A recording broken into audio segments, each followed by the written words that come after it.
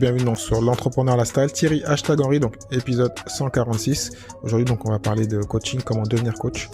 On a déjà parlé un petit peu, mais là on va vraiment développer avec un livre qui vient de sortir dernièrement. Donc on va vraiment je vais vraiment donner avec mon invité donc les exemples, les différents types de coach, comment devenir coach, pourquoi devenir coach, parler un peu de rémunération, de structure juridique, enfin tous les éléments qu'il te faut donc pour bien te lancer dans cette activité de coaching. Donc je te dis tout, après on va remercier le sponsor. Comment réutiliser donc les messages à tes clients grâce à Klaviyo, qui est donc mon nouveau partenaire. Donc c'est une plateforme de marketing pour les marques qui se concentrent sur la croissance dès le premier jour. Donc grâce à Klaviyo, tu vas pouvoir développer ta marque avec des expériences personnalisées par email, par SMS, donc qui évoluent donc tous les jours. Comme tu connais le mobile, c'est quelque chose qui évolue tous les jours. En quelques secondes, tu vas libérer la puissance du marketing personnalisé pour ta boutique Shopify. Avec Klaviyo et Shopify, tu peux commencer à envoyer des messages plus personnels et mieux ciblés en quelques secondes. Klaviyo collectera et stockera de manière transparente toutes les données pertinentes sur tes clients afin que tu puisses les utiliser pour offrir des expériences mémorables, générer plus de ventes et créer des relations plus solides avec tes clients. Pour t'inscrire gratuitement et tester la plateforme, va sur thierry-du6henry.fr/KLA. Donc thierry-du6henry.fr/KLA. Donc de retour après avoir remercié le sponsor. Aujourd'hui donc j'ai Marjorie Véron qui va donc nous parler de coaching, un livre qu'elle a écrit avec donc Marjorie Lombard, que j'avais eu il y a 2 mois sur le podcast. Donc elle va nous décrire donc son parcours aussi, donc le parcours donc de gens qu'elle a coachés. Elle est aussi donc coachée, comme beaucoup de coachs. Donc plein d'informations. Donc si vraiment tu veux développer une activité donc de coach ou tu cherches un coach, donc tu vas savoir comment les chercher, comment les trouver, comment toi-même si tu es coach, donc comment te former et comment donc développer ton activité. Et tous les petits détails qui vont te permettre donc de bien te lancer et de ne pas te perdre comme beaucoup de gens qui se lancent dans le coaching. Donc je te dis tout de suite avec Marjorie. Salut Marjorie, comment tu vas? Salut Thierry, ça va très bien, merci. Ben merci de prendre le temps de nous parler de coaching. On en a pas très souvent parlé, enfin un peu l'année dernière, mais là on va faire suite au livre que tu as sorti dernièrement, c'est ça? Exactement, un livre qui s'appelle Je deviens coach, qui parle plus des compétences entrepreneuriales du coach que des compétences du coach lui-même. D'accord. Livre que tu as coécrit avec Marjorie Lombard, c'est ça? Exactement, un livre coécrit avec Marjorie Lombard. On s'est partagé la tâche et publié aux éditions Erol pour la version imprimée et je deviens coach.com pour la version numérique augmentée. Bon, ben je mettrai les liens vers l'épisode qu'on a fait ensemble déjà, et puis aussi vers le livre. Donc je te laisse te présenter, puis on va partir donc sur les différentes questions pour ceux qui veulent devenir coach et pourquoi. Super, merci Thierry déjà pour cette invitation et cette occasion de parler de ce livre et de mon activité. Donc moi je m'appelle Marjorie Véron et j'accompagne les zèbres, les hauts potentiels intellectuels et sensibles à développer une activité qui leur tient à cœur. Et une grande partie de cet accompagnement consiste à travailler sur la structuration de leur activité en termes marketing et juridique, et aussi une première partie qui est un préalable pour moi à travailler sur leur alignement personnel pour s'assurer que l'activité qu'ils veulent lancer correspond bien à qui ils sont, ce qu'ils ont vraiment envie de faire au fond d'eux, ce qui évite bien des dérives par la suite. Le marketing devient beaucoup plus naturel à ce moment-là. C'est un parcours, c'est extrêmement important et c'est ce dont je me suis rendu compte au cours de mon parcours. Moi, j'ai été avocate pendant 10 ans et puis après, il y a eu un long parcours de reconnexion à moi-même, de découverte de l'entrepreneuriat, particulièrement en ligne, et qui m'a permis d'acquérir pas mal de compétences et d'expériences au fil du chemin. Parce que c'est vrai que on va commencer comme ça, parce que moi j'ai eu un invité dernièrement, enfin il y a 1 an, qui lui pareil, après avoir vu, disons qu'en ligne on a le choix, il y a plusieurs activités, infopreneur, moi j'ai fait un peu d'affiliation, maintenant je fais un peu de coaching, enfin on m'a quasiment forcé la dernière à faire du coaching, on m'a dit, au point où t'en es dans ta structure, il faut que tu fasses du coaching. Moi je dis ça m'intéresse pas. Et donc la personne m'a dit oui mais bon, actuellement tu peux commencer par ça pour aller vers d'autres activités. Donc, c'était même une question que je t'ai posée en off. Est-ce qu'il faut automatiquement une formation pour devenir coaching? Et l'entrepreneur que j'ai eu l'année dernière, qui lui a fait beaucoup d'e-commerce, dropshipping, il a fait donc 2 fois le séminaire de Tony Robbins. Il a une révélation comme toutes les personnes qui le font. Et il m'a dit, voilà, je veux devenir coach. Tu vois? Mais en fin de compte, ça n'a pas marché. Donc, comment on devient coach?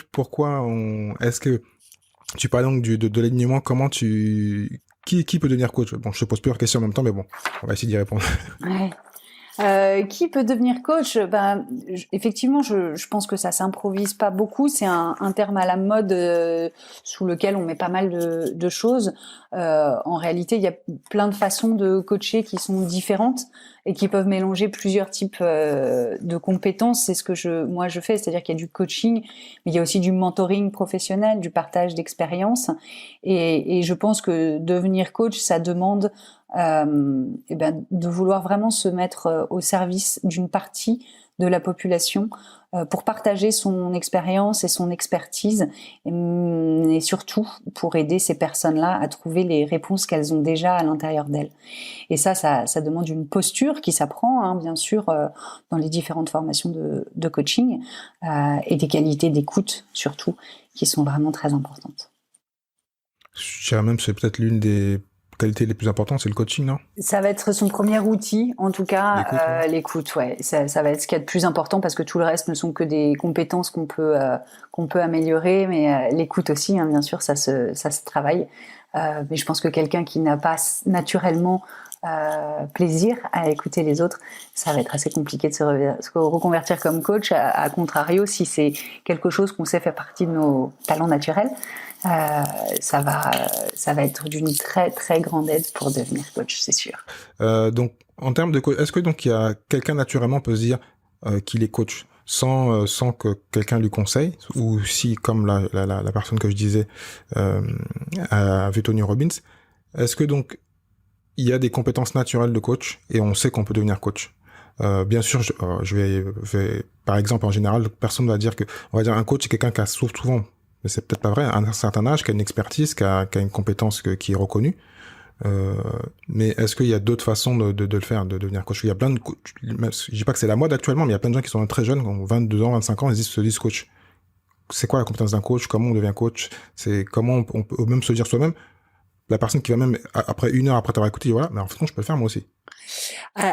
Effectivement, il y a déjà beaucoup de formes de coaching différentes. Tout ça est plus ou moins encadré. Aujourd'hui, il n'y a pas besoin d'un diplôme officiel pour pouvoir utiliser le titre de coach, contrairement à d'autres professions. Donc, a priori, tout le monde peut devenir coach. Après, je pense que c'est comme dans beaucoup de métiers, la différence, elle se fait très naturellement par les clients qui vont obtenir des résultats ou pas, et ça permettra de distinguer le coach qui est plutôt performant de celui qui ne l'est pas. Ce qui est important, à mon sens, c'est déjà d'avoir vraiment cette passion, cette vocation d'accompagner l'autre, de l'aider à trouver ses propres ressources en lui-même. Donc l'expérience personnelle, elle n'est pas indispensable. Ça sera en revanche un vrai plus pour accompagner la personne sur le chemin qu'elle est en train de traverser en lui disant moi j'ai déjà traversé ce chemin et ce que tu es en train de vivre c'est normal. Ça a un côté très rassurant.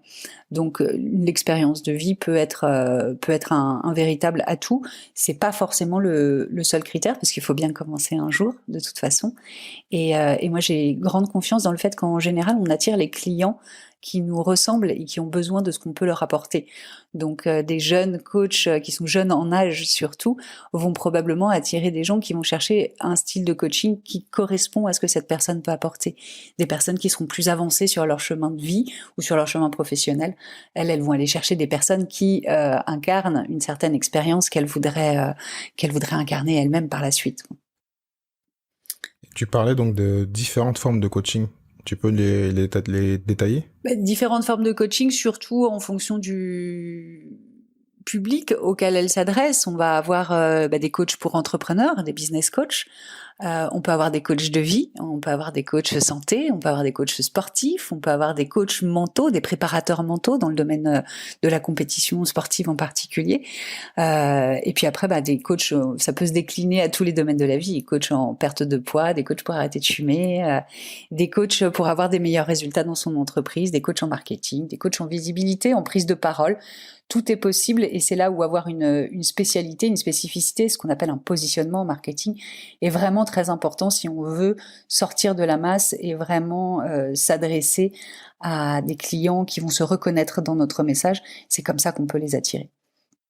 Ça tombe bien que tu parles de ça, parce que donc là, je suis bien content parce que tu as bien détaillé les différents types de coaching. Bon, en fin de compte, tout le monde les connaît, mais j'ai peut-être pas mis précisément ça, mais il y a quand même des gens, alors c'est un peu étrange, pourtant il y en a que 2-3 qui sont connus, mais je vais pas dire leur nom, qui font plusieurs types de coaching. Donc comment ça se fait que on peut faire du coaching sentimental, on va dire amoureux, et en même temps faire du développement personnel classique. On fait des conférences, des séminaires, qui sont là je parle de gens très connus, peut-être que les gens, pendant que je parle, l'ont en tête, en France, il est même canadien, et qui font du coaching de relations, qui font aussi du coaching d'entrepreneuriat, et qui mélangent 2-3 coachings. Est-ce que ça, c'est un bon positionnement? Bon, je te dis pas de juger, hein, mais est-ce que c'est normal, ou c'est juste parce qu'on est tellement fort en tant que coaching qu'on peut se permettre de faire ça, de s'aligner? Est-ce que tu parles un peu de ça, on va en parler après, de ce qu'on veut faire et comment on est aligné par rapport à ce qu'on veut faire.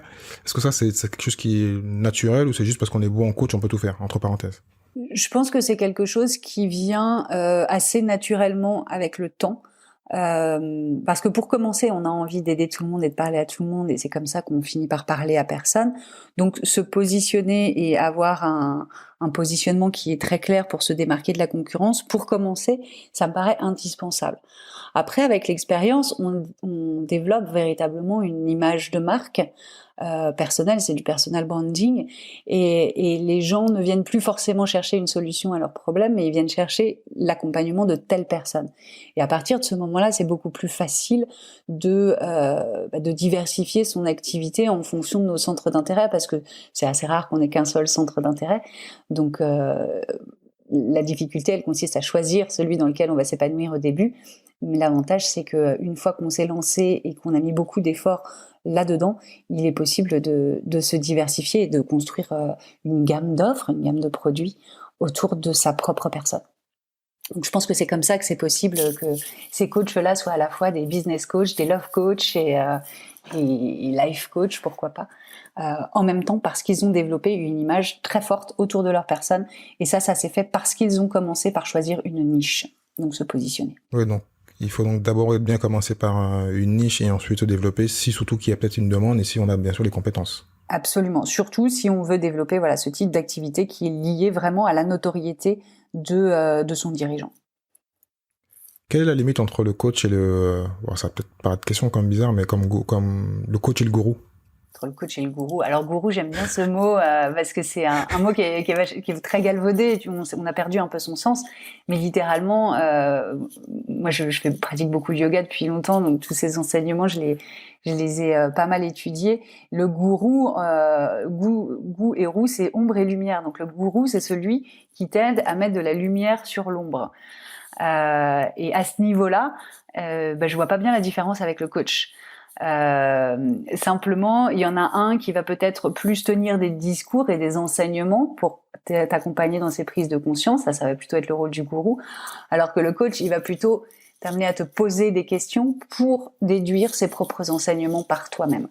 C'est pour moi la différence fondamentale, c'est juste que l'approche, elle est soit par le questionnement, soit par l'enseignement métaphorique souvent. D'accord. Bon, là, je t'ai posé plein de questions. Comme je t'ai dit, je suis un peu curieux. Je vais rentrer donc plus dans ton livre. Donc, on a pris une décision de devenir coach. Ouais. On s'est fait aider ou on l'a fait tout seul. Je sais pas si ça s'est fait tout seul. Même si moi, quand je t'ai dit, on m'a conseillé de le faire et j'avais pas vraiment l'expérience. Enfin, j'ai pas l'expérience. Peut-être parce que je le sentais pas. Et donc, comment on fait pour se vendre? Moi, pour tout te dire, la personne qui m'a dit ça, c'était la personne qui devait être mon coach, m'a dit, envoie-moi la ta liste et c'est parti. Je fais, ok, c'est comme ça. Je fixe pas un prix, je me positionne pas, je forme, je coach sur quoi, parce que bon, ma palette est un peu large, je fais de l'affiliation, j'ai bien sûr créé plusieurs boîtes, mais voilà.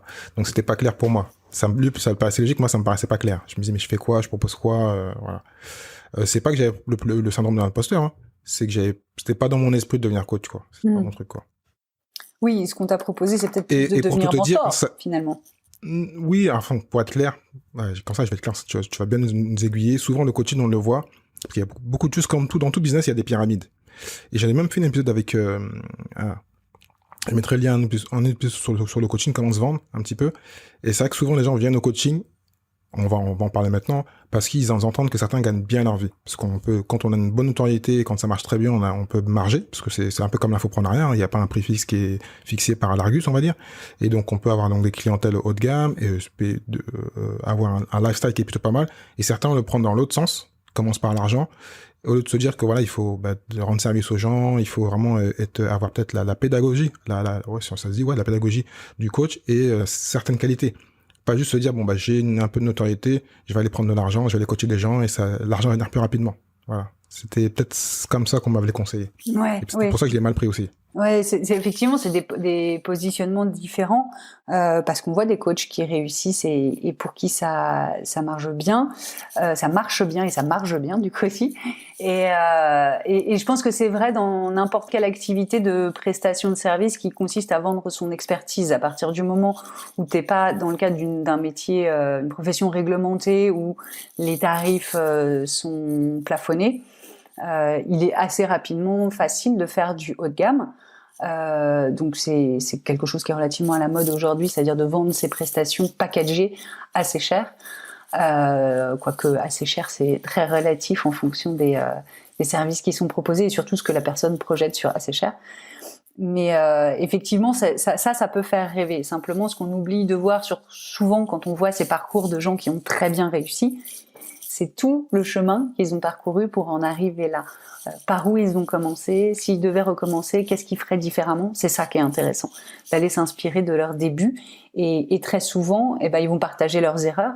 Ils vont raconter qu'ils auront fait l'erreur de vouloir parler à tout le monde et que progressivement, ils ont découvert que en travaillant vraiment sur leur identité personnelle, en sachant bien qui ils sont, il est beaucoup plus facile d'aller se présenter au monde comme ça avec son identité sans chercher à faire du copier-coller de quelqu'un d'autre parce que c'est là en général où on se plante. Donc oser être qui on est avec toute son unicité et puis ensuite adopter effectivement cette posture dont tu parles qui est une posture de service qui consiste vraiment à se mettre au service d'une population, d'un type de personnes pour les aider à transformer leur vie, à aller d'un point A à un point B. Le point A étant, je suis là aujourd'hui et j'en veux plus. Et le point B étant, c'est là que je veux aller, c'est la destination. Comment je fais pour y aller? Et là, c'est le rôle du coach, à mon avis, haut de gamme, qui est capable de placer les étapes à parcourir pour aller de ce point A à ce point B. Alors qu'un coach lambda qui vendrait par exemple ses prestations à l'heure, il va avoir beaucoup plus de difficultés à avoir cette grande image de tout le chemin à parcourir et d'amener son client à chacune des étapes. Parce que si on se voit qu'une heure, on a un petit problème à résoudre et à la fin de la séance, normalement, on l'a résolu. Alors que quand on prend une vision globale, on s'attaque à un vrai problème de fond. Ça demande un peu plus de temps, mais au moins, on sait qu'on a balayé tout ce qu'il y avait sur le chemin pour se diriger vers ce point B tant convoité. Quand tu dis donc de vision long terme à l'opposé des 1 heure, c'est que tu prends un client et tu lui dis que tu vas le suivre pendant 6 mois, 1 an, c'est ça? Ça peut être 6 mois, ça peut être 3 mois, ça peut être 10 séances en une semaine, peu importe. Mais c'est l'idée de suivi intensif avec des paliers, des étapes à franchir qu'on connaît parce que on les a déjà traversées ou on les a suffisamment observées pour savoir que toute personne qui veut aller de ce point A à ce point B, en général, elle traverse ces étapes-là. Et ça demande de l'expérience et de l'expertise. Donc, dans ton livre, tu précises, et là tu l'as dit un petit peu, c'est vrai que la différence par rapport à d'autres business, c'est que le coach, son business, c'est sa marque, c'est lui en fin de compte. Sa personnalité, ça reste son business. Tu peux pas le dissocier. Donc, comment ça, tu t'aides les gens ou tu conseillerais les gens donc pour créer une belle marque, entre parenthèses, et comment arriver à bien se vendre parce que il y a des coachs comme on a dit, il y en a plein partout et le but c'est quand même d'avoir son unicité comme tu as dit aussi. Comment on fait pour bien faire les démarches et avancer et pour créer une belle activité? Effectivement, c'est une des techniques qui est celle d'adopter le personal branding, donc de vraiment construire une marque forte autour de l'identité du coach principal ou du dirigeant. Il y a d'autres techniques, il est possible de pas forcément axer sa communication sur la personne. On peut trouver d'autres angles d'approche. Nous, c'est celui qu'on a choisi de présenter dans ce livre Je deviens coach, qui est l'approche du personal branding et qui donc considère que le développement personnel de l'indépendant, du chef d'entreprise, conditionne le développement professionnel de son activité. et que plus on sera libre à titre personnel d'être complètement qui on est, de s'exprimer, d'avoir des idées parfois un peu en décalage avec ce qui se fait dans les courants mainstream, plus il sera facile de développer une image de marque forte. Mais ça implique de travailler beaucoup et en amont sur soi-même, sur qui on est, quelle est l'image qu'on veut renvoyer, quels sont nos talents naturels, quelles sont nos forces, quels sont les archétypes qu'on peut incarner à travers l'exercice de cette activité. C'est un travail qui se fait tout au long de la vie, qui évolue, parce que l'activité, elle va évoluer en fonction de la personne aussi. Donc il peut se faire et se refaire régulièrement, mais qui vaut vraiment le coup d'être fait parce qu'une fois qu'il est fait, il sert de fondation vraiment à tout ce qui est communication et marketing. Tout est construit autour de ça. D'accord. Donc pour encore aller plus profond, parce que les gens se doivent se dire mais comment on devient coach, comment on trouve sa place sur le marché, comment on se positionne, et pour trouver, et surtout le plus important, parce que comme tout business, si on n'a pas de clients, on n'a pas de business. Donc comment est-ce qu'on va dans son réseau personnel, est-ce qu'on fait de la prospection sur LinkedIn, est-ce qu'on se fait d'abord coacher pour ensuite peut-être récupérer des clients, enfin je sais pas comment on fait pour trouver ses premiers clients.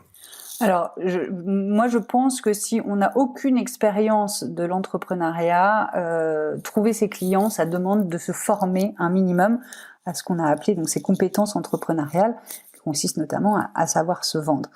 Mais avant d'aller faire de la prospection, d'aller sur LinkedIn ou d'appeler tout notre réseau, il me paraît très important de faire un travail en off d'introspection pour poser des fondations solides et savoir notamment très précisément quel est le type de problématique qu'on est capable d'aider à résoudre, comment on le fait nous différemment de ce qui existe déjà sur le marché et comment je package tout ça pour que ça réponde vraiment aux besoins de mes clients et pas créer tout ça dans ma tête tout seul en disant c'est ça dont ils ont besoin, mais d'aller vraiment à la rencontre de son marché, et c'est ça le marketing, hein, c'est aller à la rencontre de son marché pour avoir des conversations pour vraiment parler avec des vrais gens, de leurs vrais problèmes, avec leurs mots. Et une fois qu'on a fait ça suffisamment, qu'on connaît suffisamment les personnes à qui on s'adresse, c'est beaucoup plus facile d'aller leur parler à plus grande échelle avec des posts sur les réseaux sociaux ou des messages un peu au hasard, pas tant que ça finalement, puisqu'on sait quelle est la personne et qu'elle connaît probablement la problématique qu'on est capable de résoudre. Donc c'est une démarche qui se prépare et qui, à mon avis, ne s'improvise pas au risque de perdre pas mal de temps et d'énergie et soit de revenir à son ancien job, soit de finir par décider de se faire accompagner par quelqu'un qui a ses compétences, qui peut les partager et qui peut nous amener à tirer le meilleur de nous-mêmes sans copier-coller ces stratégies et se les approprier sans réfléchir, mais au contraire qui nous fait des propositions et qui, en fonction de qui on est, peut dire bah voilà, cette stratégie elle sera peut-être plus adaptée à toi et en plus on peut encore l'affiner pour que ça colle vraiment. Moi je vais pas dire à tout le monde de faire des vidéos s'ils sont vraiment pas à l'aise en vidéo par exemple. Non, c'est mieux le podcast. Le podcast c'est super quand on a une bonne voix, qu'on est à l'aise. Il y a des gens qui préfèrent écrire. Il y a des gens qui sont pas du tout sur les réseaux sociaux, qui veulent faire que du présentiel. Et ça doit être pris en compte. C'est pas en prenant n'importe quel livre de marketing, de techniques de marketing, et en faisant du copier-coller qu'on va y arriver. C'est vraiment en réfléchissant à la stratégie qui dépasse largement la technique. En réfléchissant à cette stratégie pour qu'elle soit alignée, encore une fois, avec qui on est. Moi, j'ai souvent entendu, mais c'est tout dans des podcasts anglo-saxons et des coachs qui disaient que souvent, quand ils ont débuté, ils se testaient entre parenthèses sur 2-3 personnes qui sont entre parenthèses leurs clients, enfin leur avatar, et qui leur faisaient du coaching gratuit au début pour apprendre le métier, pour savoir ce que la personne va répondre, se tester un petit peu, et ensuite, souvent même quand ça marchait, les gens demandaient, parce qu'ils avaient un genre de petit manque, demandaient de payer, parce qu'ils ont tellement donné aux 2-3 clients qu'ils ont servi, eux, dans tous les cas, vont les recommander. Et ensuite, quand les gens veulent continuer à évoluer, si une personne, gratuitement, lui a fait passer de 100 000, par exemple, à 300 000 euros de chiffre d'affaires, elle va se dire, tant qu'à faire, là, je vais peut-être payer passer encore à 1 million, on sait jamais. Enfin, c'est l'exemple. Est-ce que toi, c'est des choses que tu conseilles, des techniques comme ça, ou des choses que tu conseilles? C'est des choses que je conseille. Encore une fois, ça va dépendre de la personne que j'ai en face de moi et de là où elle en est. Mais en tout cas, je lui conseillerais, c'est sûr, d'adopter cette posture de service, qui est celle de donner avant de recevoir, de comprendre vraiment la problématique de la personne qu'on a en face pour pouvoir l'aider à répondre au mieux à ses besoins. Et le fait, effectivement, en tout début d'activité, de tester ce qu'on a imaginé, en situation réelle avec des gens qui nous sont plus ou moins proches. Ça permet déjà de gagner en confiance parce que c'est beaucoup plus facile de se sentir légitime quand on a déjà fait les choses une fois que quand on les a jamais fait. Ça permet d'avoir des retours, donc de progresser aussi en compétences. Et puis ça permet d'avoir peut-être des témoignages aussi de gens qui sont satisfaits et pourquoi pas même d'avoir des gens qui proposent spontanément de payer, ce qui montrera bien la valeur de ce qu'on leur a apporté. Donc c'est une bonne méthode pour se lancer, je trouve, ouais, si on est prêt à se mettre au service de ces personnes-là gratuitement et sincèrement, parce que c'est ça aussi, la sincérité de la démarche est pour moi importante dans ce genre de prestations, parce que sinon assez rapidement, de toute façon, la personne en face va le sentir. Comme on parlait un peu donc là de finances, quels sont donc je crois que tu en as parlé un peu, mais les différents modèles économiques qu'on peut y avoir dedans, parce que j'ai l'impression comme tu as dit, il y a différents types de coach et de coaching. Donc est-ce que donc il y a un modèle économique parfait ou il y en a 2-3 qui ressortent comme ça pour aiguiller ceux qui sont intéressés? Alors, il n'y a pas de modèle économique parfait dans l'absolu. Ça va encore dépendre de l'individualité de chacun. Les modèles économiques dans le coaching, il y en a plusieurs. Il y a par exemple de vendre ses séances à l'heure, ou bien de les vendre au forfait, ou bien de proposer des offres en individuel, en groupe, en présentiel, en ligne. Il y a plein de choses possibles en fait, et il y en a aucun qui est parfait. Si on est quelqu'un qui aime bien passer du temps chez soi et qu'on sait que quand on a plus de 3 personnes au téléphone par jour, ça nous épuise, le modèle économique le plus pertinent, ça sera probablement des séances individuelles à distance. Par contre, si on sait qu'on prend notre énergie en étant devant un public, en pouvant montrer un peu qui on est dans tous les volets, en faisant peut-être, je sais pas, le clown ou quelque chose comme ça, et qu'on sait que c'est ça qui nous nourrit, là, du coup, l'accompagnement de groupe, les conférences, les ateliers, ça sera peut-être plus à privilégier pour ce type de personnes-là. Donc, il n'y a pas de modèle économique prédéfini. En revanche, se poser la question de c'est quoi mon modèle économique, comment je gagne mon argent, combien j'ai besoin d'avoir de clients par mois pour arriver au seuil qui me paraît raisonnable pour me rémunérer, c'est des questions qu'il est important de se poser. Et quand on a beaucoup de difficultés à fixer ses tarifs et à trouver un modèle économique qui nous correspond, je crois qu'il est vraiment important d'aller travailler sur sa relation à l'argent et voir tout ce qu'on projette dessus, parce qu'en soi l'argent est neutre, mais on vit à une époque où chacun a des projections sur l'argent qui peuvent freiner le développement de l'activité aussi. Donc je pense qu'un entrepreneur, à un moment ou à un autre, qu'il soit coach ou autre, il va avoir besoin de se confronter à son histoire familiale et ses croyances qui peuvent être limitantes par rapport à l'argent. Et donc par rapport à ce que tu viens de dire, comment tu les aides à fixer leur prix, ou comment tu leur conseilles de fixer leur prix?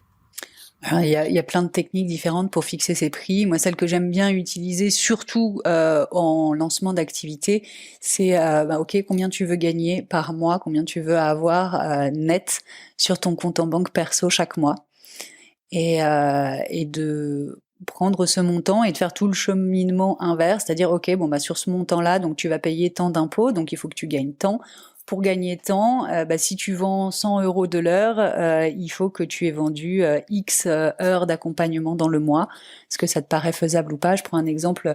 J'avais une cliente qui me disait qu'elle veut gagner 10 000 € par mois, mais elle voulait vendre des e-books à 10 €. Donc je lui dis, voilà, si tu veux gagner 10 000 € par mois avec des e-books à 10 €, faut que tu en vendes 1000 par mois. Est-ce que tu te rends compte de l'effort marketing et commercial qu'il faut faire pour ça? Et donc elle se disait que oui, c'était peut-être pas forcément très rentable. Puis elle est passée à un autre modèle économique où là, d'un coup, il y avait un accompagnement à 1 000 € par mois. Donc là, elle avait plus que 10 clients à trouver par mois.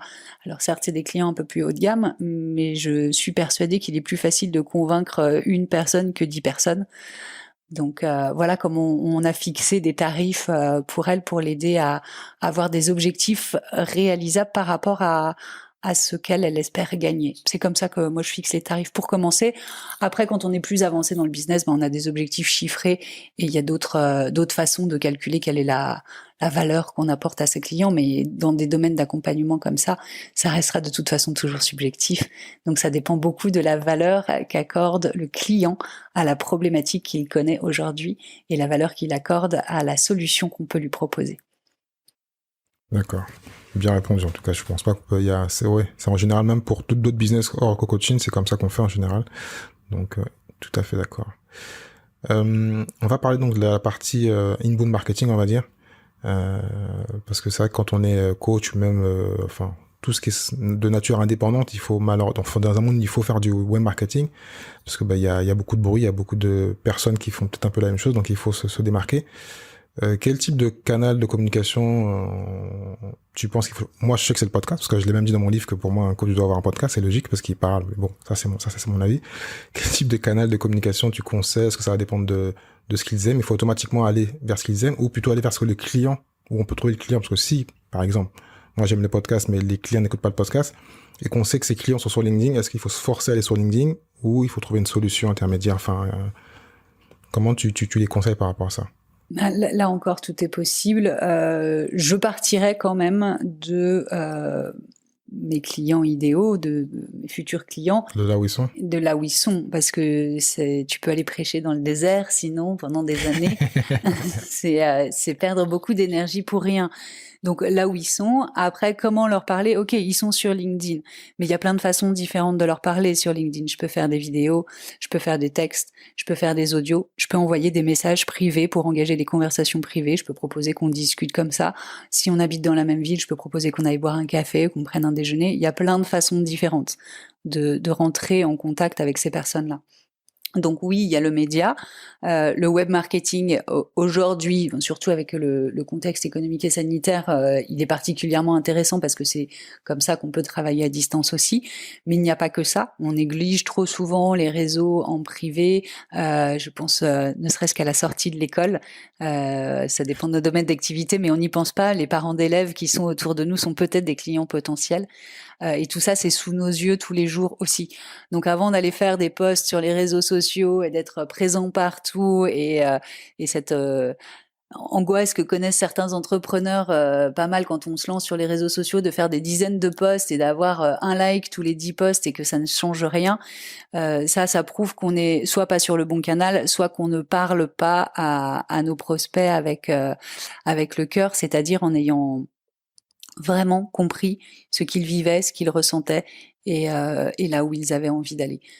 Donc le canal en lui-même est important parce qu'il faut savoir où se trouvent nos clients idéaux, mais c'est pas lui qui va faire toute la différence. La différence, elle va se faire dans qu'est-ce que je raconte. Est-ce que je le raconte d'une manière qui est authentique pour moi, alignée? Je me force pas à faire une vidéo si c'est pas mon truc.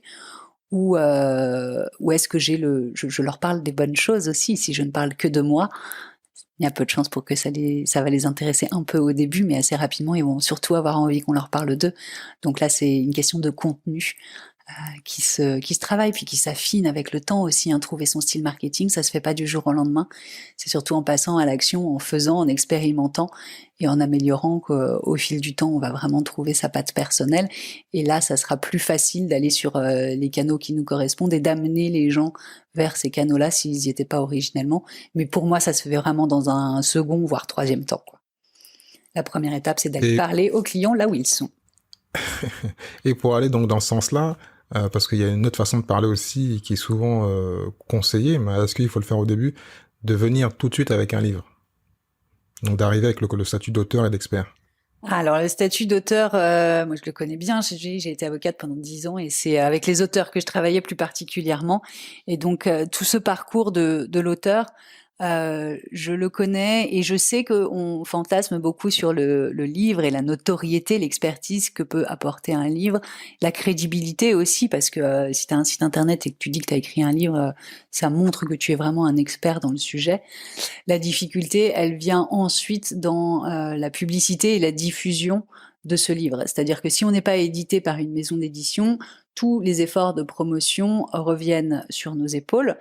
Et tu as beau avoir un super beau site internet avec le livre que tu as écrit dans ton coin, s'il n'y a pas de trafic sur ton site internet, personne ne va voir ce livre. Et si on ne sait pas qui tu es au départ et que tu arrives en disant j'ai écrit un livre là-dessus et que tu ne démontres nulle part ailleurs ton expertise sur le sujet, la crédibilité ne sera pas là. Tu vois, par exemple, toi, tu as quand même fait un grand nombre de podcasts avant d'écrire un livre sur le sujet. Donc là, tu partages ton expérience et ça a de la valeur. quelqu'un qui arrive et qui dit ok, je suis expert sur ce sujet-là et je partage toutes mes connaissances, mais en réalité ça manque de mise en pratique, de connaissances et puis de notoriété par rapport à ma petite personne aussi. Il y a des chances pour que ça soit pas mal d'efforts pour pas grand-chose, parce qu'on va faire un livre très théorique qui va manquer d'un aspect pratique qui est ce que viennent chercher les gens aussi sur des sujets très précis, très techniques. Bah souvent aussi, c'est aussi la peur de certains. Moi, j'ai pas ce problème-là. C'est la peur de trop donner et de dire la personne va prendre le livre, elle va pas prendre le coaching. Mais en fin de compte, c'est pas la même chose. C'est deux supports différents. Et puis le coaching, tout le monde sait que le coaching, les séminaires, le côté émotionnel, l'échange avec une personne vaut 10 fois moins. Un livre, c'est bien. Mais bon, voilà, souvent ce qu'on lit, on l'oublie. Et il n'y a pas l'humain et l'interaction avec un humain. Il n'y a pas de, il y a rien de mieux, on va dire, entre parenthèses. C'est sûr, surtout que là, on vit vraiment une époque où l'information est reine. Donc, trouver les informations qu'on trouve dans les livres aujourd'hui, c'est pas très compliqué. Même ce qu'on a écrit dans notre livre Je deviens coach, on n'a pas réinventé le marketing. On a fait des sélections. Donc ça a de la valeur aussi de partage d'expérience, et voilà ce qui marche le mieux. Mais c'est pas un cours de marketing. C'est vraiment un livre méthode pas à pas où à chaque étape on déconstruit les choses. Simplement, il y a des étapes, on n'arrive pas à les franchir tout seul. On a beau avoir le livre, on a beau avoir la question, on n'arrive pas à trouver la réponse tout seul en soi, parce qu'on se pose pas les bonnes questions, parce qu'on peut pas être son propre miroir, parce qu'on n'arrive pas à voir dans nos angles morts, nos zones d'ombre. Et c'est là où, pour avancer, l'autre, qu'il soit coach, qu'il soit thérapeute, accompagnant ou je ne sais quoi, devient un véritable miroir qui nous permet qui reflète ce qu'il y a à l'intérieur. Et c'est là où on arrive à avancer. Tout seul, il y a un moment où on va atteindre une limite, qui est la limite de notre propre cerveau, qui peut pas résoudre un problème en utilisant les mêmes chemins que celui qui l'a créé. Et là, il y a que quelqu'un qui prend un peu de recul, de distance, qui peut dire, tiens, regarde, là, il y a un autre chemin. Ah oui, ça y est, je le vois, et la personne n'a plus qu'à l'emprunter. Mais il a fallu que quelqu'un mette ce chemin en lumière. Et comme je le dis souvent ici, la plupart des gens qui ont réussi, bon, j'aime bien souvent citer le sport, mais même hors du sport, quand on va derrière, il y a toujours un coach ou une équipe, quelqu'un qui est derrière parce que voilà, on reste des humains et on a souvent des défaillances, donc c'est bien d'avoir une personne pour se reposer ou pour te trouver des solutions quand on est bloqué, comme tu viens de dire. C'est sûr, moi je suis persuadée que tous les grands dirigeants de ce monde, qu'ils soient politiques, entrepreneuriaux ou les grands sportifs, sont tous coachés. Moi je suis coachée et j'applique les principes que j'enseigne et je crois que vraiment, si on veut faire une différence et dépasser nos propres limites, l'accompagnement devient à un moment ou à un autre indispensable, et il l'est souvent à plusieurs étapes de vie, parce que c'est pas j'ai franchi un palier et c'est bon, ça va être tout rose maintenant. À chaque nouvelle expérience, il y a un nouveau palier qui se présente. Et donc, pour moi, le travail, c'est de passer ces paliers les uns après les autres pour devenir vraiment sans limite, limitless. Quelles sont les erreurs que tu vois souvent chez ceux qui débutent dans le coaching que tu reçois, et est-ce qu'il y a une sorte de pattern, un truc qui fait que c'est toujours la même chose, quoi? Ils font toujours les mêmes erreurs. Il y en a plusieurs. Celle qui revient le plus souvent, c'est ça y est, j'ai mon diplôme en main, j'ai fait mon site internet, j'ai fait mes cartes de visite, j'ai des super flyers, je les dépose dans les commerces autour de chez moi, je vais sur les réseaux sociaux et je fais des posts pour dire que ça y est, je suis lancée, regardez mon beau site internet. Et puis, il ne se passe absolument rien. Le téléphone ne sonne pas, le carnet de rendez-vous ne se remplit pas. Quand on a quelqu'un en face de nous et qui nous demande un rendez-vous, on est obligé de cacher l'agenda et faire genre, attends, prochaine plage horaire disponible, oulala. Et en fait, l'agenda est vide, quoi.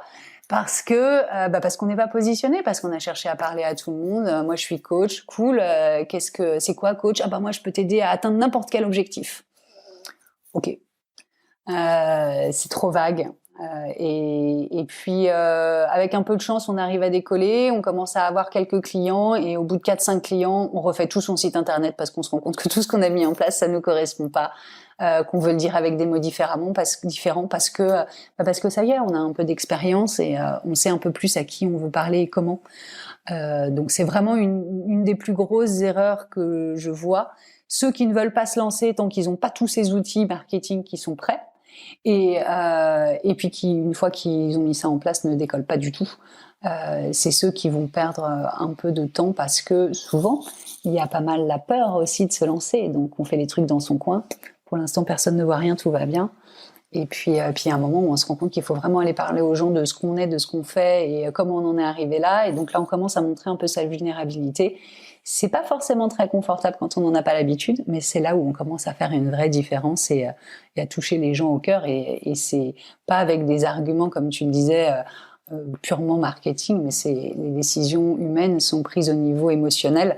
Donc c'est quand on commence à parler avec ses propres émotions qu'on va toucher les émotions des autres et que là, on va pouvoir trouver des clients. C'est pas en faisant un site internet tout beau, tout propre, tout lisse que ça va faire la différence, parce qu'aujourd'hui, tout le monde peut le faire. C'est bien ce que je précisais avant qu'on parle de cette partie un peu web marketing, c'est ce qu'on appelle l'inbound marketing, donc c'est bien, parce que les gens, de fois, aiment bien les vérifier à qui ils parlent. Mais dans tous les cas, il faut toujours finaliser par une vraie vente. Surtout là, c'est du physique, hein, justement, ou sinon peut-être sur Zoom, mais bon, ou ailleurs. Mais donc, est-ce que donc tu penses que prendre un cours de vente, hein, alors je sais pas si c'est vraiment ça, mais ou s'habituer à prospecter, à vendre, c'est quelque chose qu'il faut apprendre aussi. En plus du coaching, il faut aussi se dire qu'il faut quand même savoir vendre, on va dire. Ça fait partie. Un minimum de technique. C'est sûr, ça fait partie de ses compétences. Quand on est coach ou quand on est accompagnant, on est avant tout un indépendant, et un indépendant, c'est un entrepreneur. Et un entrepreneur, il a son cœur de métier et en même temps, il doit faire tourner sa boîte. Et pour faire tourner sa boîte, il doit savoir en parler en public. Il doit savoir répondre à la question « Qu'est-ce que tu fais dans la vie ?» très simplement. Et pas dire « Je suis entrepreneur » parce que ça ne parle à personne, mais savoir parler de la problématique qu'il résout, à qui il s'adresse. Il doit savoir adopter une posture de vente. Alors après, chacun voit quelle posture de vente il veut adopter. Hein. Il y a ceux qui aiment bien la posture de vente du vendeur d'encyclopédie. Une fois qu'il a mis le pied dans la porte, tu sais que c'est mort, il te lâchera pas tant que t'auras pas acheté ses exemplaires. Et puis il y en a d'autres qui prennent des postures de vente qui sont un peu plus au service. Donc moi je sais que ce que j'ai à te proposer peut vraiment t'aider. Maintenant c'est à toi de prendre cette décision et je peux t'accompagner dans cette prise de décision. C'est une autre posture de vente. Mais de toute façon tout ça s'apprend. Savoir lever les objections qui nous sont présentées.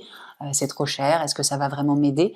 Ça demande d'avoir fait ce travail sur soi aussi, notamment sur les questions de l'argent. Quand la question de l'argent va arriver dans la conversation de vente, être vraiment à l'aise avec ça, sinon l'autre va ressentir qu'il y a un malaise à ce niveau-là. Si on trouve que on croit pas à nos tarifs, qui sont trop élevés, la personne va le ressentir. Donc tout ça demande du travail en amont. Et puis une fois que la vente est conclue, ça s'arrête pas là parce qu'il faut encaisser l'argent. Donc il faut savoir émettre une facture, peut-être rédiger un contrat aussi pour encadrer la relation, anticiper si jamais il y a quelque chose qui se passe pas bien. Qu'est-ce qui se passe si au bout de 2 séances le client me plante et veut plus payer? S'il n'y a pas eu de contrat, c'est un peu plus compliqué. Et puis, en plus de tout ça, évidemment, on est indépendant, on est entrepreneur, donc on a des obligations administratives, fiscales, légales, comptables. C'est pas mal, même si ça, on peut le déléguer assez rapidement, c'est quand même pas mal d'avoir quelques notions aussi pour savoir où on met les pieds, avoir une vision globale de toute notre activité, tout ce qu'elle représente. Donc moi, je considère qu'un coach, il y a un temps dans ces semaines où il travaille dans son entreprise, il coach. Et puis, il y a un temps où il travaille sur son entreprise, où il travaille au développement de son marketing, de son offre, de son positionnement. Il met en place des process d'accompagnement, d'encaissement, de facturation, de suivi de chiffre d'affaires, etc. Donc, effectivement, c'est pas forcément quelque chose qui est inné, c'est pas forcément quelque chose, c'est même très rarement quelque chose qu'on apprend à l'école de coaching ou en formation. Donc, à un moment ou à un autre, et je pense le plus rapidement possible, il devient indispensable soit de se faire accompagner, soit de se former, soit les deux, à toutes ces techniques et stratégies pour avoir une vision globale et pas partir la tête dans le guidon sans savoir où on va réellement. Avant donc, de développer ce que tu as fait un petit peu donc sur l'administratif et le côté juridique, dernière question par rapport à la vente. Donc déjà, je mettrai le lien d'un épisode que j'ai fait avec Nicolas Caron sur la vente, parce que c'est important de revenir sur ça. Et sur plein d'épisodes, hein, qu'on soit en ligne ou pas, hein, on revient toujours à l'importance de vendre, parce que sans vente, il n'y a pas de business. Mais moi qui viens aussi de la vente, c'est vrai qu'il y a des facilités donc dans la vente quand on a du réseau. Comment tu conseilles de créer les réseaux, d'aller dans les clubs comme BNI, de créer son réseau sur LinkedIn, d'aller dans tout ce qui est locaux, on va dire, pour faire du business? Comment, parce que c'est vrai que moi je le répète, hein, quand on fait de la vente, le plus simple c'est d'avoir déjà un réseau et de travailler avec son réseau. Quand on a la chance de le faire, en fait, quand on a techniquement plus à vendre, on a juste qu'à entretenir le réseau, on va dire.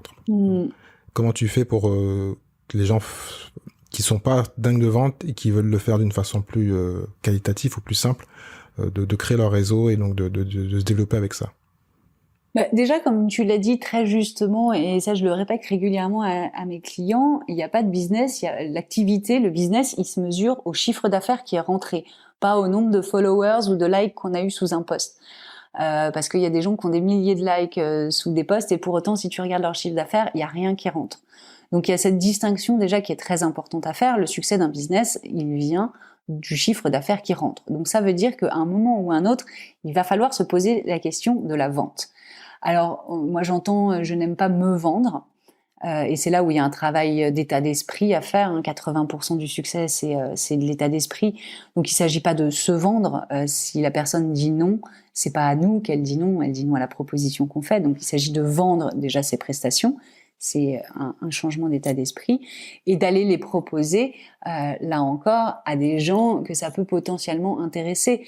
Donc, il y a des chances pour que ces personnes-là, elles soient déjà en partie dans notre réseau proche. C'est pas toujours le cas. Un réseau, ça se développe. Et après, comment on le développe? Là, c'est toute la question du marketing. Mais encore une fois, on va là où se trouvent nos clients idéaux et on leur parle avec leurs mots. Et ça peut se faire en ligne comme en présentiel. En fonction du business qu'on développe, ça va être intéressant d'aller dans les associations ou les clubs de ceci ou cela. Mais ça va vraiment dépendre de l'activité qui est en cours. C'est sûr que si on fait du coaching business, c'est intéressant d'aller dans les groupes d'entrepreneurs, par exemple. Mais si on fait du coaching santé, ça sera peut-être moins là qu'on va trouver la cible. Quoique, parce que les entrepreneurs, à un moment ou un autre, se rendent compte que leur personne est vraiment l'élément, la pièce centrale de l'entreprise et qu'ils ont vraiment besoin de prendre soin de leur bien-être. Mais ça, c'est encore une autre histoire. Mais voilà, pour répondre à ta question sur les réseaux, c'est choisir les réseaux que fréquentent nos clients. C'est pas nous qui décidons au doigt mouillé, c'est où sont mes clients et parmi toutes ces possibilités, lesquelles m'attirent le plus. D'accord. Sachant que voilà, c'est pas forcément des inconnus comme tu le disais très bien, ça peut très bien être des gens de notre cercle et ce qui est intéressant c'est de voir notre cercle le plus proche, de voir si éventuellement il y a des gens là-dedans, pas forcément de leur proposer quoi que ce soit à eux, mais d'identifier ceux qui sont un peu influents dans ce cercle et leur demander si éventuellement leur présenter ce qu'on fait et leur demander s'ils voient des personnes à qui ça pourrait parler et demander des mises en relation progressivement, comme ça on agrandit son cercle relationnel et donc son réseau. On en a parlé un peu en off la dernière fois.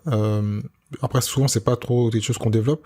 Est-ce que toi, tu conseilles quand on est vraiment on a une bonne activité qu'on a envie donc de se développer, ou est-ce que tu vois souvent des gens qui se développent avec, je vois souvent ça aux États-Unis où ils ont des coachs de coach, ils ont donc des gens, ils ont coach, ils sont tellement devenus experts qu'ils embauchent d'autres coachs, donc des consultants, et qu'ils ont aussi donc ce qu'on appelle des business développeurs, des gens qui font des calls pour eux.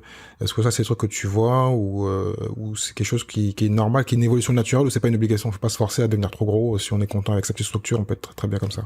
C'est exactement ça, c'est vraiment une question personnelle. Est-ce que être artisan ça te convient? Donc l'artisan, c'est celui qui répond au téléphone, qui prend des rendez-vous, qui remplit son agenda, et quand l'agenda est plein, c'est terminé. Je peux pas me démultiplier et coacher 3 personnes en même temps, à moins de faire de l'accompagnement de groupe.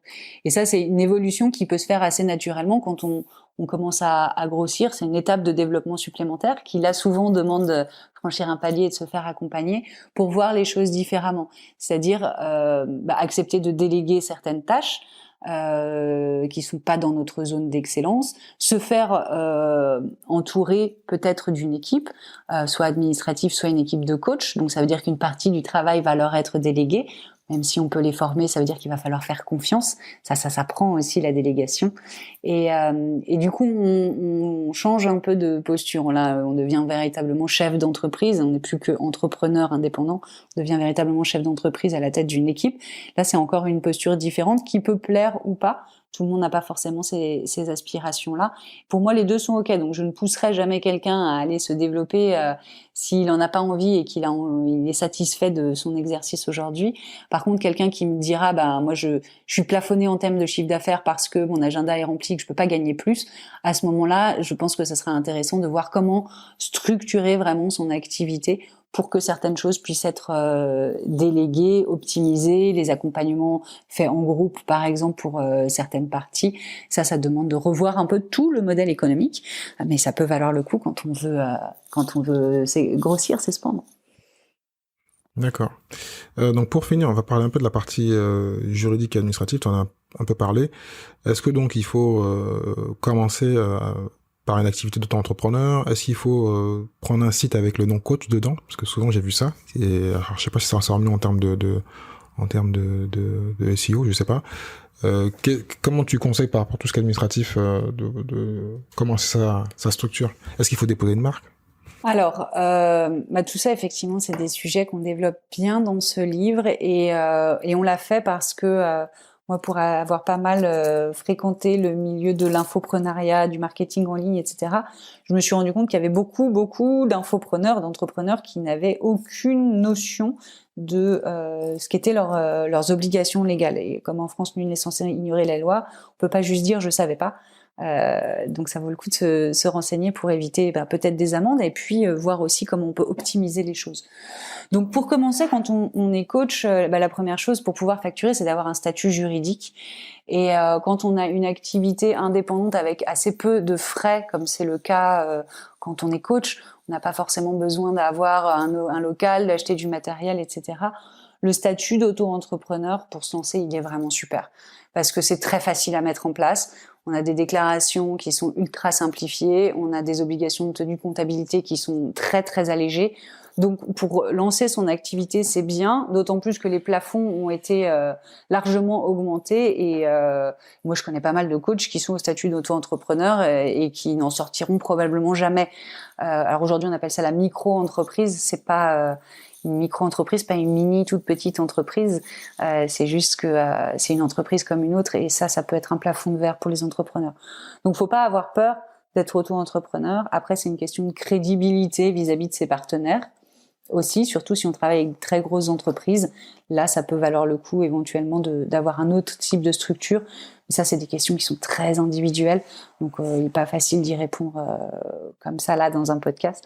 Ça vaut le coup de se pencher voir sur avec le sujet. avec son conseil, son comptable. Ouais. Voilà, les experts comptables, en général, savent très bien répondre à ces questions-là, surtout au début. Donc, n'hésitez pas à les consulter. Et puis, dans le doute, ça coûte rien de créer une micro-entreprise. On ne paye pas de charges tant qu'on ne rentre pas d'argent. Donc, de toute façon, c'est pour démarrer et pouvoir émettre ses premières factures, c'est très pratique. Après, il faut savoir émettre ses factures, quoi. Est-ce qu'il y a d'autres questions que j'ai oublié de te poser? Tu me parlais est-ce qu'on doit protéger sa marque, etc. Savoir un peu sur quoi on a des droits, c'est ça aussi. Le droit, c'est pas que des obligations et des devoirs, c'est aussi j'ai des droits sur certaines choses et connaître notamment ces droits de propriété intellectuelle. Est-ce que ma méthode, je peux la protéger d'une manière ou d'une autre? J'ai trouvé une super marque, est-ce que je peux la protéger? Mon nom de domaine, comment je le choisis? Tout ça, c'est des questions qu'il est important de se poser. J'ai fait dessiner mon logo par un illustrateur en ligne. Est-ce qu'on peut vraiment en faire ce qu'on veut? Tout le monde n'a pas forcément connaissance de ces notions-là, mais se poser ces questions en amont, c'est vraiment prévenir des risques qui peuvent arriver par la suite. Parce que à l'époque où j'étais avocat, j'ai vu défiler dans mon cabinet trop de personnes qui arrivaient en disant on vient de lancer une activité, c'est super, on cartonne. Mais on vient de recevoir une lettre de mise en demeure, on n'a pas le droit d'utiliser la marque qu'on a utilisée, donc il faut refaire tout le lancement, expliquer aux gens qu'on change de nom, c'est toujours très désagréable. Donc ça vaut le coup de se poser la question. Je te confirme, ça m'est arrivé, donc ouais. Ouais, voilà, tu connais ça. C'est pas très sympa. Et puis il y a une question d'éthique aussi, notamment avec tout ce qui est collecte des données personnelles et respect du RGPD, notamment quand on fait du web marketing et qu'on récolte les adresses mail des clients ou qu'on met des pixels Facebook, des trackers, etc., des cookies, tout ça.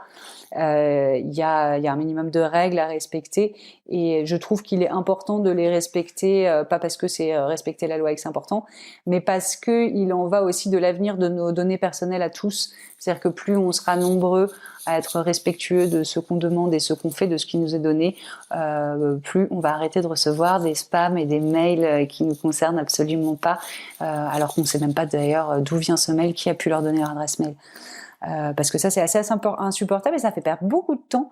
Et je pense que ça affecte aussi la crédibilité, la notoriété de la personne. Donc, être un peu au fait de ce qui se fait, de ce qui doit être fait dans ces matières-là, ça me paraît important si on veut vraiment agir en véritable professionnel et pas en simple amateur qui bidouille un peu dans son coin de temps en temps.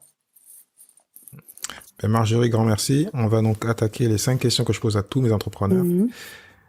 Quel est le business dont tu rêves à part celui que tu fais actuellement?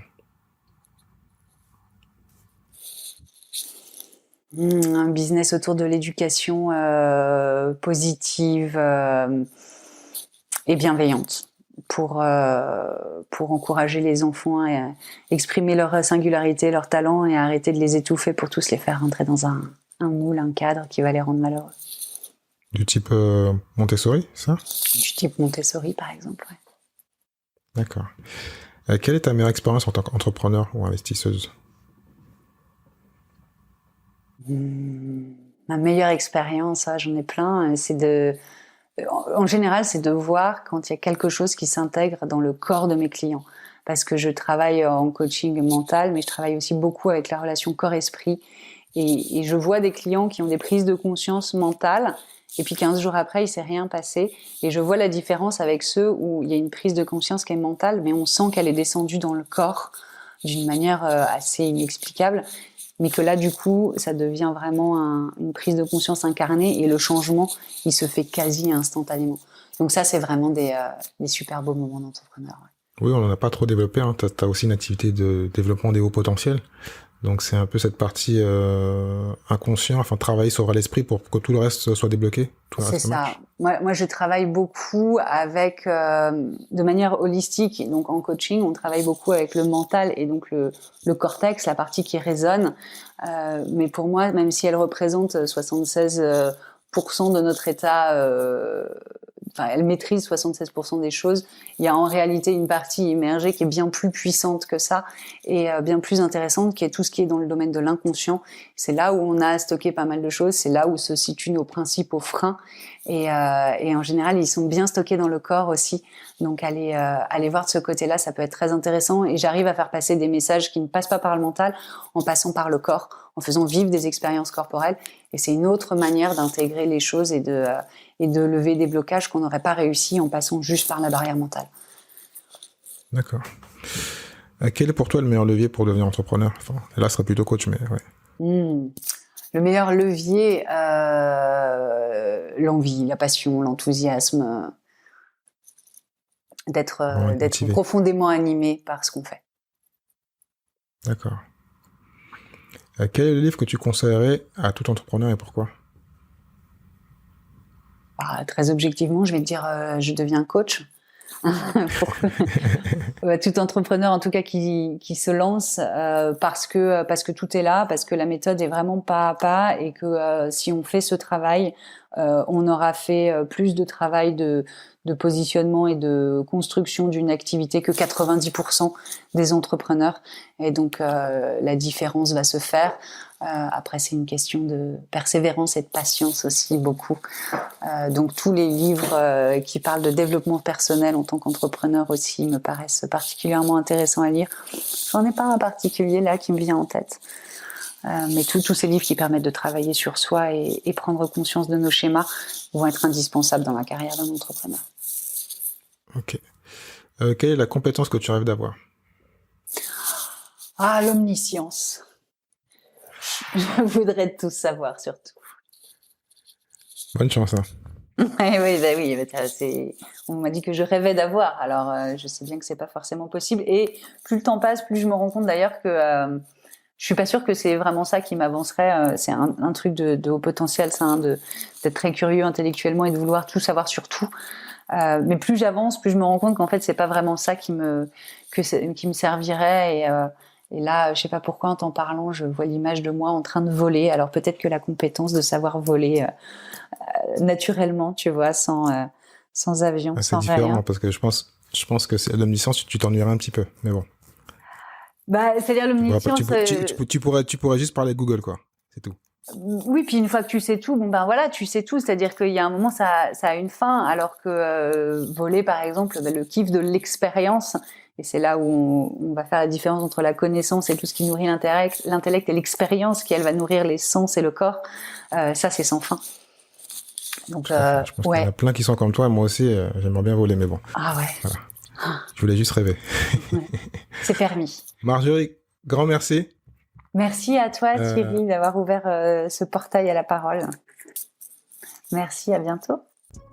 Merci à toi d'avoir écouté cet épisode de l'Entrepreneur Lasta jusqu'à la fin. Si tu as aimé et que tu penses que cela peut aider ou intéresser quelqu'un que tu connais, donc partage cet épisode, like-le, commente-le et bien sûr mets note numéro 5 s'il te plaît. Donc cela va m'aider à continuer à pouvoir monter dans les classements de toutes les bonnes plateformes de podcast, iTunes, Spotify, enfin tu les connais. Si tu souhaites donc recevoir les épisodes directement dans ta boîte email, envoie-moi un email à contact@thierry-6.fr, contact@thierry-6.fr. Je te dis au prochain épisode. Ciao ciao.